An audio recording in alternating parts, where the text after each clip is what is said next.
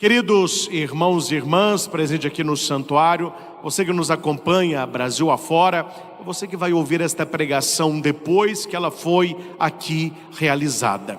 Nós estamos, meus irmãos, chegando ao final de mais um ano litúrgico. O que é ano litúrgico? O ano da igreja, que não equivale ao ano civil. O ano civil, ele começa dia 1º de janeiro e termina dia 31 de dezembro.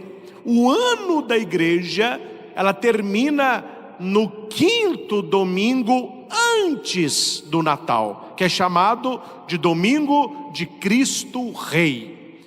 Na outra semana, nós começamos um novo ano litúrgico, que é o tempo do Advento, que são 4 domingos antes do Natal. O que é importante você saber disso? Para entender as leituras da missa. Quando nós estamos próximos da festa de Cristo Rei, a igreja nos coloca leituras apocalípticas, ou seja, do final dos tempos. Aqui uma coisa que todos nós devemos saber: para o cristão católico, não existe final do mundo, existe final dos tempos. Uma coisa é fim de mundo. Esses filmes de Hollywood, Nostradamus, esse povo louco que dá por aí, isso é outra coisa. Nós que temos fé, nós não acreditamos no final do mundo. Haverá o final dos tempos, na volta gloriosa de nosso Senhor Jesus Cristo. E Ele vai ofertar o mundo ao Pai como oferta pura. O catecismo nos ensina, então nós estamos esperando este glorioso dia. E nós que cremos, não é um dia de terror, não é um dia de pavor, é um dia de glória, é um dia de libertação. Pense comigo, senhores, seus pais viajam e você com seus irmãos ficam cuidando da casa. Você aprontou todas, descobriu a senha do cartão de crédito, gastou o dinheiro, fez festa, bebeu à vontade. O pet bebeu tanto que teve overdose, morreu. Quebrou coisa da sua mãe, seus amigos picharam as paredes. Aí numa hora que você não espera, alguém diz assim: eles estão chegando. Essa notícia, eles estão chegando. É alegria ou é pânico? Exemplo 2. Seus pais viajam, vocês ficam cuidando da casa. Tudo certo. Pagam as contas, fazem a comida, lavam as vasilhas, cuidam ali daquele ambiente, alimentam os animais. Tá tudo bem. E vocês estão com saudade. Até que alguém diz assim: eles estão chegando. Qual que é o seu sentimento? Alegria. Entendem? Isto é a parousia, meus irmãos. Para aqueles que estão numa vida de santidade, o Maranatá, o vinde Senhor Jesus, é um dia esperado. É um dia de alegria, é um dia de glória, é um dia de libertação. Para aqueles que não creem e que não fizeram a vontade de Deus, é um dia de pânico, porque a palavra vai dizer que naquele dia Deus vai separar os que estarão com Ele na vida eterna e aqueles que estarão na perdição eterna. Para os bons filhos, o que tem o nome, os nomes no livro da vida, um dia de alegria, um dia de libertação. Para aqueles que viveram como o diabo gosta, um dia de tremor e temor, porque para estes não haverá vida depois desta vida. O Papa Bento XVI, no dia 18 de novembro de 2012, a respeito deste evangelho de Marcos 13, 24 ao 32, o Papa disse: este é o texto mais difícil dos evangelhos. Então aqui, vamos nos colocar no nosso lugar. A gente tem que saber o nosso lugar, né? Se para Joseph Ratzinger, um dos maiores teólogos do século. Não é um texto fácil, não vamos dizer que para nós o é. É um texto difícil, mas nós não vamos aqui pegar apenas a questão exegética. Nós não estamos aqui num curso bíblico. Nós vamos pegar a questão hermenêutica, que é a interpretação para a nossa vida. Aí nós conseguimos fazê-la bem. Primeira coisa, e você pode anotar, nós estamos aqui no discurso do Monte das Oliveiras, que é chamado de discurso olivetano. É o capítulo 13, versículo 3 e seguintes. Então, se alguém falar para você assim, quando foi o discurso olivetano de Jesus? Agora você sabe, só dizer, está em Marcos, no capítulo 13. É quando no Monte das Oliveiras, por isso olivetano, ele fala das realidades últimas, que é a parousia, a sua volta gloriosa. Este futuro incerto, o tal naqueles dias, não é assim que o evangelho começa? Naquele tempo, Jesus disse a seus discípulos, naqueles dias, qual que é a nossa curiosidade? Conta para nós, Padre, que dias que são esses? Ah, meus irmãos, se nós soubéssemos, os anjos não sabem, Jesus não sabe, só o Pai sabe. Cuidado. Tem muito católico sem formação que acredita em profecia de Nostradamus, que fica acreditando em profecia de Mãe de Ná. Vai chegando no fim do ano, televisão. Eu não assisto televisão há muito tempo, mas televisão é um show de horrores do início ao fim. Na última semana do ano, é gente falando de futuro, é gente jogando carta, é gente lendo mão, é gente falando de número. E fica lá os católicos bobocas assistindo essa porcariada e acreditando nisso. Eu fico com a palavra de Deus. Ninguém sabe a hora, nem anjo. Se Jesus não sabia, quem é que anda falando que sabe? Se Jesus não sabia, então nós precisamos acreditar na palavra de Deus e conhecer a Bíblia. E se nós não sabemos quando será esses naqueles dias, significa que é um futuro incerto. E este futuro incerto, ele não pode na nossa vida transformar-se em pânico. Ele tem que transformar-se em vigilância. Orai e vigiai. Por isso a missa dominical. Por isso a nossa confissão em dia. Por isso a leitura da Bíblia diária. A recitação do Santo Terço, leitura de vida de santo, para que possamos também estarmos com ele. Viva como viver os poucos, para que depois da sua morte você esteja com os poucos. Santo Afonso Maria de Ligório, que vai dizer isso. Então, para nós cristãos, esse não saber que dia que é, está longe de ser pânico.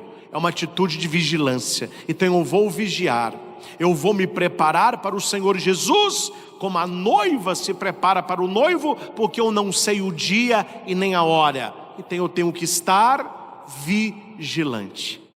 Um dia eu atendi um jovem, ele me disse assim, padre, imagina se o senhor morrer e não tiver céu, você está na água, hein? Abriu mão de tanta coisa e não tinha nada, o senhor está na água, hein?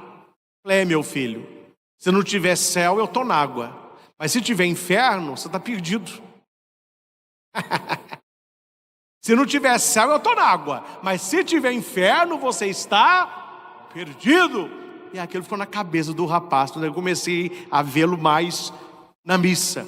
Nós não sabemos o dia, mas esse dia deve ser preparado por nós com vigilância.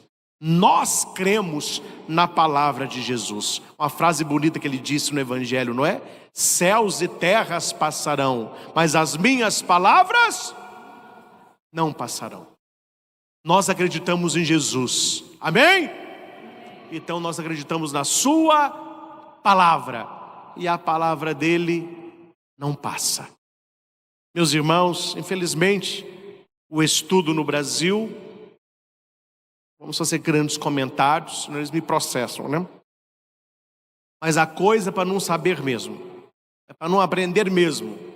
O negócio é ideologia, não é cultura. Se você estuda a história, e não só a história brasileira, mas a história da humanidade, períodos difíceis já tivemos tantos. O que eu mais me apaixonei pela história da igreja foi que, isso eu falo sem medo, se dependesse dos bispos, dos papas e dos padres, a igreja já tinha acabado há tempos. Porque o que esse povo aprontou não está no gibi. E é interessante que mesmo naquela decadência, a igreja ressurge como fênix das cinzas. Não é nossa, não é coisa nossa. Nós tocamos no mistério de Deus. E as coisas, elas vão acontecendo. Então nós precisamos entender uma coisa: Deus não perdeu o controle da história. E quando você estuda a história real, você verá que essa é a situação difícil que nós estamos hoje. Pessoas contestadoras, pessoas que espalham apostasia, que brincam com o sagrado, pessoas que ficam arrotando ideologia, não só de gênero, mas tantas outras nefastas que estão por aí. É só questão de tempo, esse povo todo vai morrer, esse povo todo vai acabar numa tumba, e a igreja continuará depois de nós, até a volta de Cristo. O Império Romano tentou destruir a igreja, os bárbaros tentaram destruir a igreja, o Renascimento tentou destruir a igreja, os iluministas tentaram destruir a igreja passou século a século e chegou até nós. Esse povo todo vai morrer, eles e nós. Não precisamos ficar queimando pestana por causa desse pessoal. O tempo passa, e para nós que cremos, vigilância, vigilância, porque naqueles dias, depois da grande tribulação. Qual que é esta grande tribulação? A última prova de fé. Aqueles que estiveram vivos nesta época irão viver a última tribulação. É o que o Papa João Paulo II chamava do tempo da peneira. Vamos ver quem vai passar quando a peneira. Será que nós estamos vivendo uma vida para sermos aprovados ou reprovados?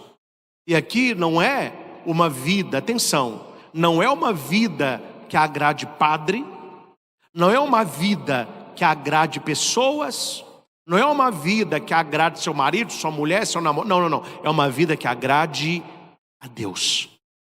Há uma oração eucarística maravilhosa, e quando o padre reza para as pessoas que morreram, o sacerdote diz assim: lembrai-vos, ó Pai, daqueles que chamastes desta vida a vossa presença, cuja fé só vós conhecestes. Existe termômetro, não inventaram fedômetro. Eu consigo saber a sua temperatura, mas eu jamais consigo saber a sua fé. Quem sabe qual a fé que você tem?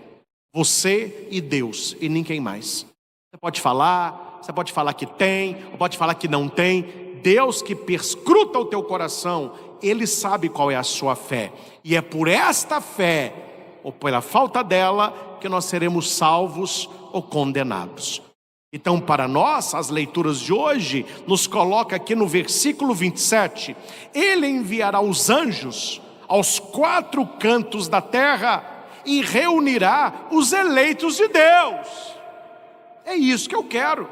O que eu quero na minha vida? Eu quero ser um eleito de Deus.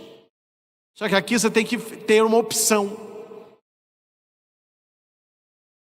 Pede uma pessoa fazendo um semblante de alegria. Semblante de alegria. Feliz. Semblante de tristeza. Bem sim. Todo mundo consegue fazer isso, não consegue? Faça aí, ao mesmo tempo, uma cara de alegria e de tristeza, ao mesmo tempo. Não existe. Aqueles que são eleitos para Deus, eles perdem a eleição para o mundo. Aqueles que são eleitos para o mundo, eles perdem a eleição para Deus. Ou seja, você está sendo eleito por quem? Você está sendo aplaudido por quem? Você está agradando a quem? Você está seguindo os valores de quem? De Deus ou do mundo? Das pessoas ou do Criador? Aqui vai dizer, ele reunirá os eleitos de Deus. Permita-me ir ao catecismo, no parágrafo 10:45. Você que está em casa, anote, ou abra o seu catecismo aí. Parágrafo 10:45. Atenção, o catecismo diz sobre isso aqui, os eleitos de Deus. Os que estiverem unidos a Cristo formarão a comunidade dos remidos, a cidade santa de Deus, a esposa do Cordeiro, a visão beatífica na qual Deus se revelará de maneira inesgotável aos eleitos, será fonte inexaurível de felicidade, de paz e de comunhão. Repita alto: felicidade, felicidade, paz, paz, comunhão. comunhão. Quem que nos dá isso? É o mundo? É a droga? É a bebida? É a prostituição? É o adultério? É a mentira? É a pornografia? Não. Quem nos dá felicidade, paz e comunhão é Jesus Cristo. E Ele dá isso para aquele que o elege. E Ele haverá de nos eleger como seus eleitos. Então, meus irmãos, aqui é com muita tranquilidade. Não preocupe em agradar mundo. Não preocupe em agradar mundo. Preocupe em agradar a Deus. Porque a Bíblia diz que o mundo passa e com o mundo a concupiscência. Mas aqueles que creem em Deus brilharão como estrelas no céu. Tem uma musiquinha que pegou de novo aí, né? Já escutaram na internet? Tem muita, a musiquinha do Pedro. Pedro, uma música italiana. Voltou agora que eles colocaram um guaxinim cantando a musiquinha lá. Ela pegou no TikTok e está uma febre. E eu estava assistindo a origem desta música. Quem é o tal do Pedro? Segundo os historiadores, ele seria o Diego Maradona, o Dieguito, porque a cantora, que era apresentadora de TV italiana, era muito amiga dele, e querendo homenageá-lo, ele pediu para não colocar o nome dele. Então ela falou: então eu vou colocar Pedro.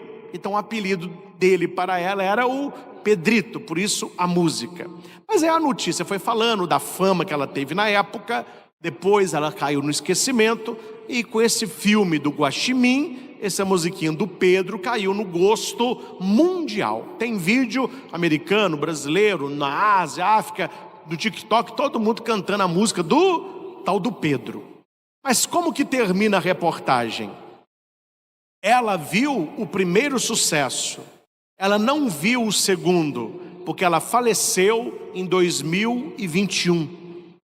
Aí no fim do vídeo a pessoa diz assim: uma hora todo mundo vai. Meus irmãos, a nossa ficha ela tem que cair. Ela tem que cair. Se você estuda um pouco de história, se você pensa na sua família, se você ver álbum de fotografia, se você vai a museu, gente, a vida está gritando para nós a todo momento. Quantas pessoas já viveram e quantas já morreram? Eles viveram ontem, nós vivemos hoje, eles morreram e nós vamos morrer. E depois? A atitude de vigilância é para aquele que sabe: eu estou passando por aqui, mas eu não vim morar aqui. Minha morada é lá. Nós estamos de passagem. Teve um bispo que contratou um pintor para fazer um afresco numa catedral. E o bispo gostava de conversar ali com os funcionários. Ele estava pintando, né? Aí o bispo falou com ele assim: qual que é o dia mais importante da sua vida? O cara parou e falou assim: se fosse quais os dias, mas qual o dia? Seria o dia do meu nascimento? Seria o dia da minha conversão? Será o dia do meu casamento? Será o dia do nascimento do meu primeiro filho? Mas eu tenho 3, foi a alegria. Ele não sabia responder aquela pergunta. E o bispo então lançou uma outra: o que você está fazendo? Ele disse: estou pintando a catedral. Foi por isso que o senhor me contratou. E depois? Depois eu vou receber, claro, né? E teve que pegar um outro trabalho. E depois? Depois eu vou pegar um outro trabalho. E depois? Depois eu vou aposentar, né? Eu trabalhei a vida toda, aí eu quero curtir os netos. E depois? Depois eu quero passear bastante, porque eu viajo muito pouco, eu trabalho muito. E depois? Depois eu vou ficar mais velhinho, eu e minha patroa lá, curtindo os netos que estão maior. E eu quero morar num sítio. Quero ter galinha, quero ter uns animaizinhos. E depois?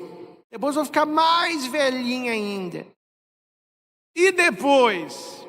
Bispo, depois eu vou morrer. O bispo: e depois? Este é o dia mais importante da sua vida. É o dia da sua morte. Porque no dia da sua morte é que você verá se você terá uma vida eterna ou uma condenação eterna. Aquele homem nunca mais esqueceu: tudo que eu estou fazendo eu preciso pensar no... E o depois? Meus irmãos, olha para o padre aqui. Se o ser humano pensasse no depois, muita coisa que a gente já fez, a gente não tinha feito. Muita coisa que você já disse, você tinha ficado calado. Muito pecado que a gente cometeu, a gente não tinha cometido, porque naquele momento, parece que é só aquele momento, mas existe um depois. Se aquele marido soubesse que ele perderia a mulher, atrairia a raiva das filhas e seria criticado pelos amigos por aquela besteira que ele fez depois que bebeu, ele não tinha bebido e nem feito a besteira. Só que na cabeça dele não tem o depois. Se você soubesse aquela palavra que você disse ia gerar aquela confusão na sua casa, você não tinha dito. Ou seja, o bispo ensinou o que para este homem? Se prepare para o depois. Assim, quando virdes essas coisas acontecerem, ficais sabendo que o Filho do Homem está próximo, às portas. Essa geração não passará até que tudo isso aconteça. Que tudo isso? A provação da nossa fé, a purificação da nossa fé, para sermos verdadeiramente de Deus. Quando aquele dia e hora, ninguém sabe, olha a palavra aí, nem os anjos do céu, nem o Filho, mas somente o Pai. No catecismo, nós temos o versículo, o parágrafo 670. Anote aí, está escrito assim, atenção: desde a ascensão, o desígnio de Deus entrou na sua consumação. Se alguém falar com você assim, a respeito de Jesus Cristo, qual é o tempo que a igreja vive? Você sabe responder? A respeito de Cristo, qual o tempo que a igreja vive? A resposta é essa: nós estamos vivendo depois da ascensão, ele já subiu ao Pai, e nós estamos vivendo antes da parousia, que é a sua volta gloriosa.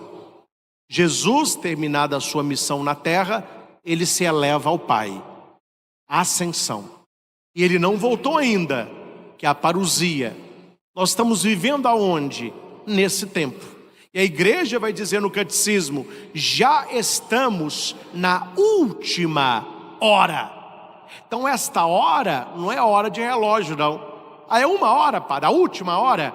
São 60 minutos? Não. Esta última hora, este último tempo que vai depois da ascensão até a volta de Cristo. Para nós cristãos católicos, a segunda volta. Para o judeu, a primeira vinda. Porque Jesus, ele voltará para a nossa segunda vez, que ele já veio em Belém.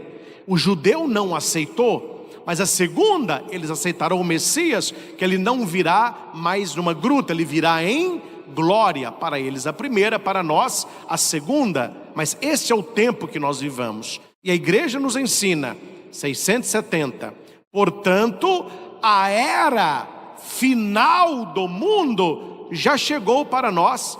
E a renovação do mundo está irrevogavelmente adquirida, de um certo modo real, já é antecipada nesta terra. Pois já na terra, a igreja é assinalada com a verdadeira santidade, embora imperfeita. Por isso que nós falamos já e ainda não. Nós já somos de Deus, mas ainda não totalmente. Nós já participamos da santidade, mas ainda não totalmente. Nós já somos de Deus, já somos, mas ainda não totalmente. É o que a igreja chama de já e ainda não. Já somos, mas ainda não totalmente. Céus e terras passarão, mas as minhas palavras não passarão, porque são palavras eternas.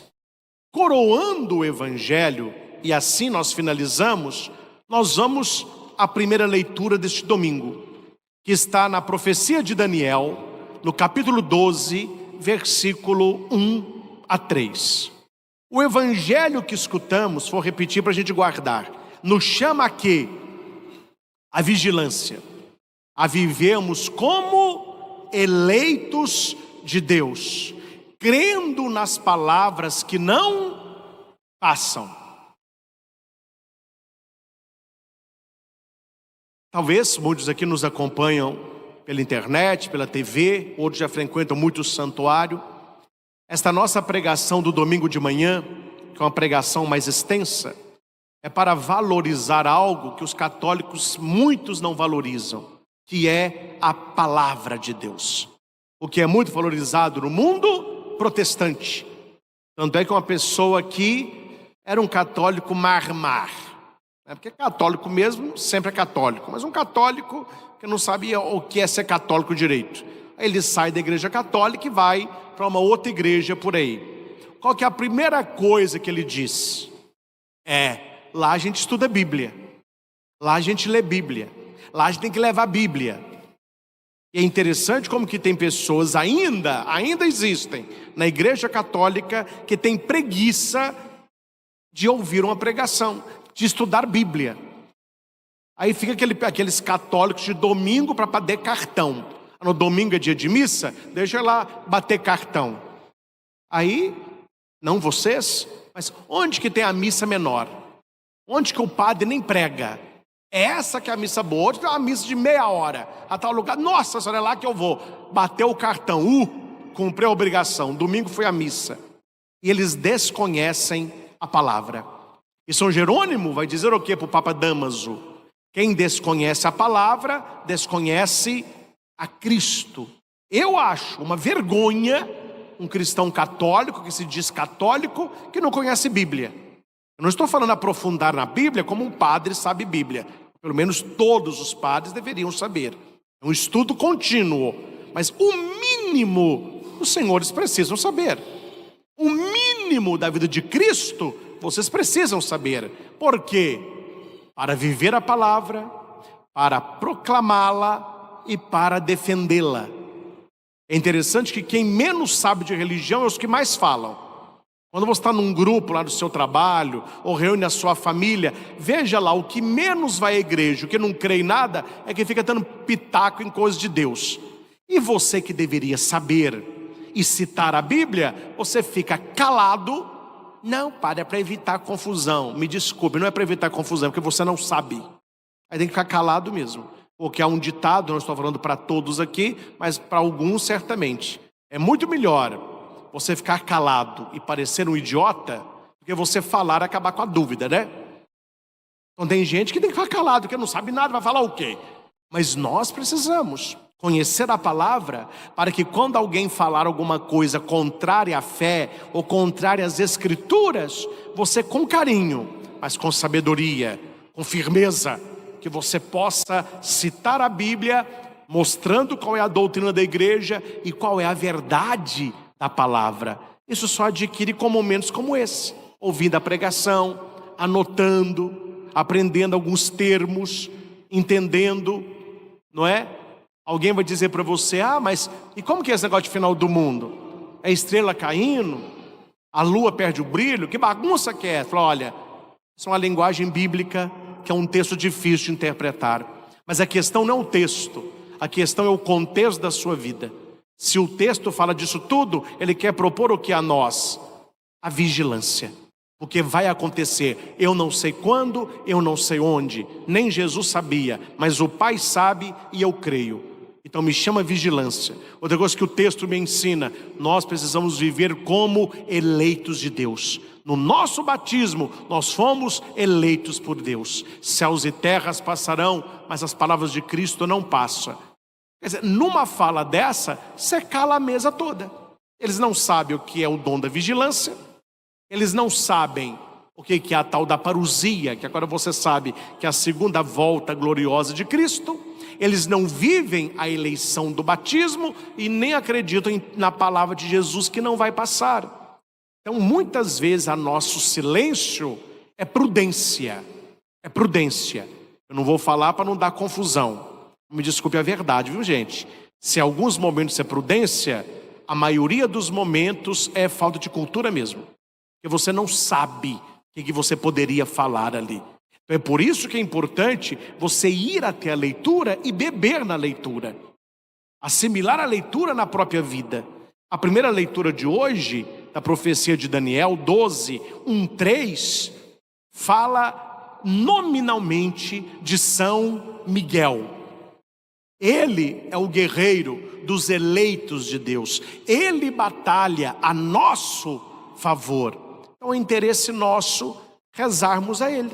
É interesse nosso termos São Miguel como nosso protetor. E a primeira leitura vai dizer, naquele tempo, naqueles dias, se levantará Miguel para uma batalha espiritual. Miguel se levantou na primeira batalha contra Lúcifer. Foi daí que os anjos caíram, os anjos decaídos, aí são os demônios. E haverá uma segunda batalha. Se na primeira batalha, atenção, São Miguel lutou por Deus, a primeira batalha, São Miguel lutou por Deus. Na segunda batalha ele vai lutar por quem? Por nós. Então é interesse nosso estarmos do lado de Miguel. É interesse nosso vivermos como eleitos de Deus. Olha aí, São Miguel, o grande príncipe, defensor dos filhos do teu povo, somos nós. Será um tempo de angústia, como nunca houve até então. Aqui é o final. Mas até chegar ao final, meus irmãos, quem aqui nunca passou por momentos de angústia? Talvez você esteja hoje vivendo uma situação de angústia. Alguém da sua família está doente, tem um problema na sua vida que não se resolve. Você está angustiado pelo final do ano, está angustiado com a sua área financeira, você está angustiado com a sua saúde. O tempo diz que São Miguel se levanta para lutar por aqueles que estão angustiados. Não deixa isso para o fim do mundo. Já chama São Miguel hoje. Peça que Miguel lute a seu favor para que ele arranque do seu coração toda angústia e coloque a confiança em Deus. Então nós temos o mundo espiritual. Nós não estamos numa bola jogados nesse universo, não. Deus cuida de nós e cuida de nós através também dos arcanjos. No caso, Miguel. mas neste tempo o teu povo será salvo. O que eu disse aí dos filhos na casa? Aqueles que estão cuidando da casa de Deus e da própria casa, que é o seu corpo, a sua vida, esses serão salvos, esses serão guardados. Eu não me lembro o nome do filme, eu gosto muito de filme me descansa. Eu vi um filme, eles queriam descobrir um crime, mas o cara que era o acusado do crime não falava nada. Eles pegaram um policial, que ninguém na prisão sabia que ele era policial, e colocaram ele na prisão. Olha, você está por sua conta e risco lá dentro. A sua missão é fazer amizade com este preso, faça o que for preciso e arranque dele a confissão.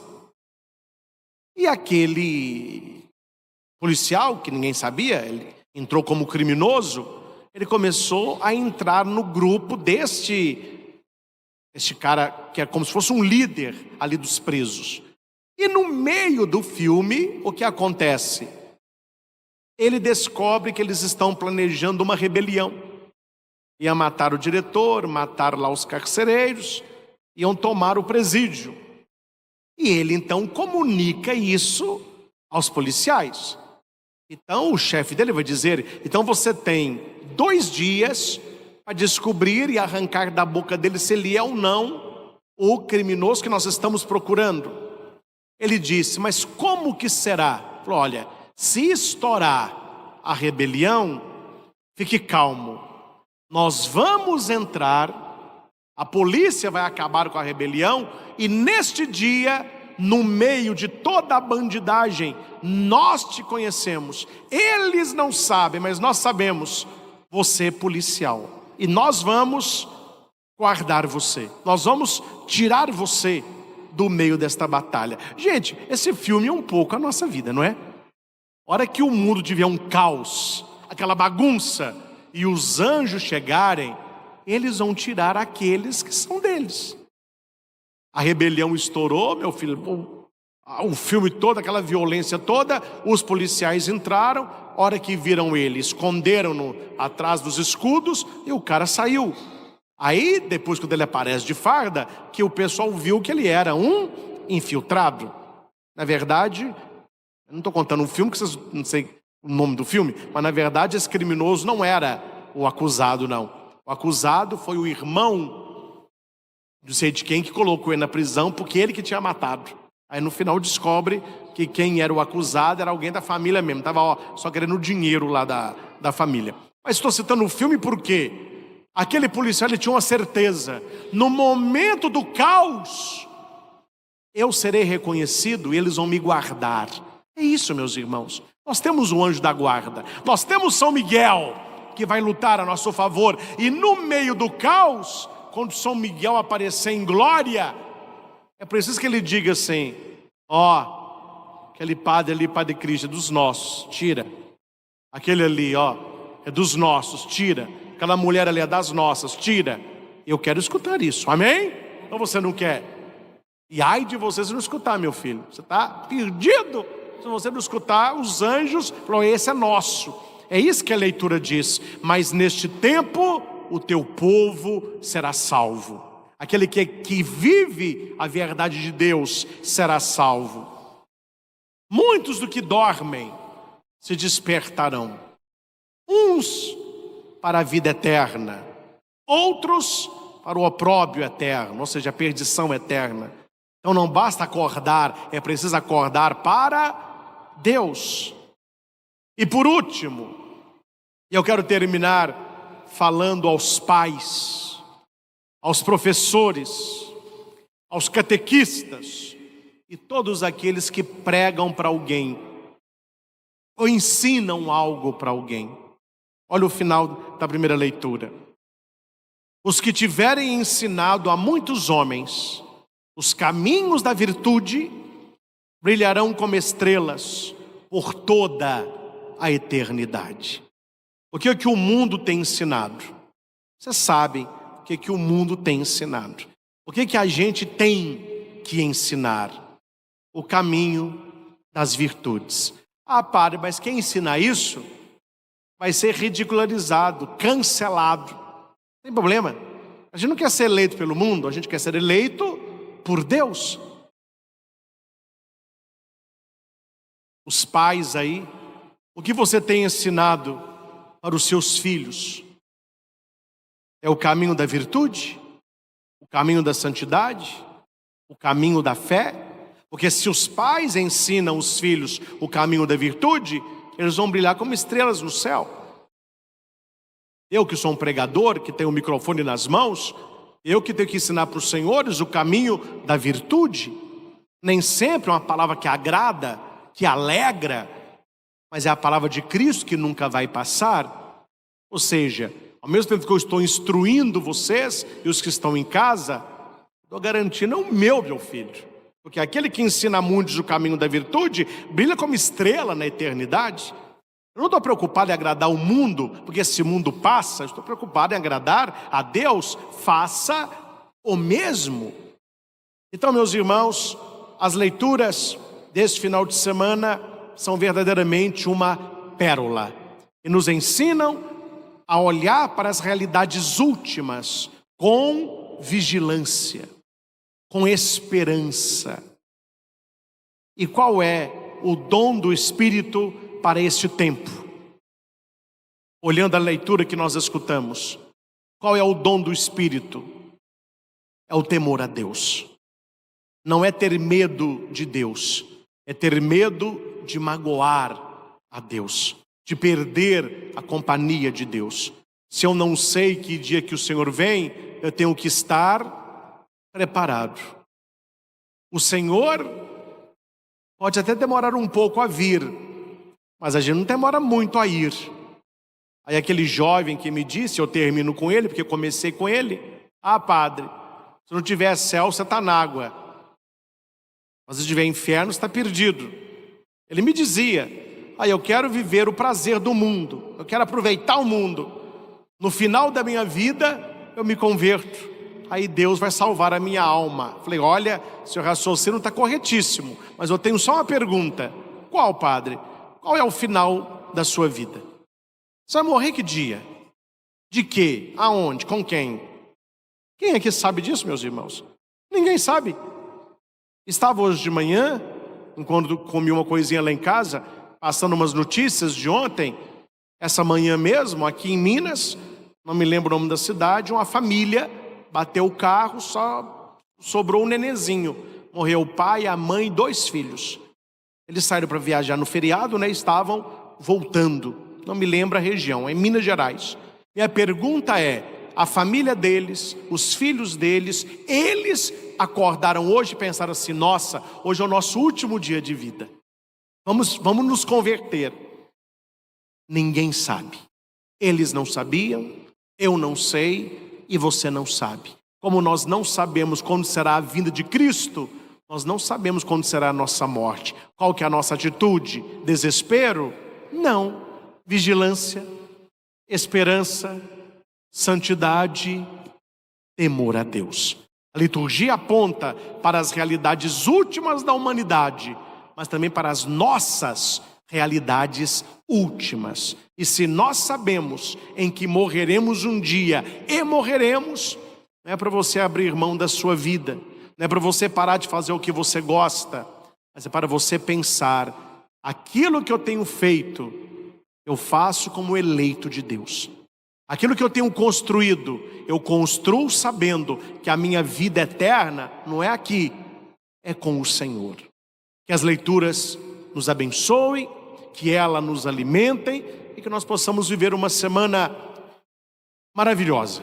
Porque essa semana prepara-nos para o último domingo do ano da igreja, que é domingo que vem, a festa de Cristo Rei. A igreja antecipa o evangelho que ouvimos. A igreja traz para a liturgia a coroação de nosso Senhor, como Senhor do céu e da terra, o que Ele já o é, mas ainda não é totalmente, porque não teve ainda a sua segunda volta.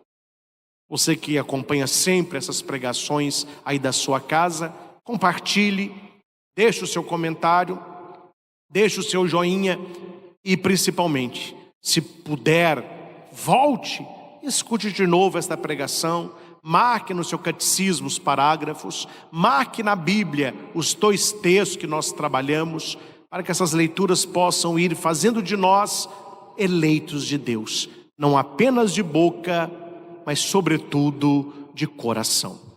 Ao Senhor Jesus, toda honra, toda glória e todo louvor.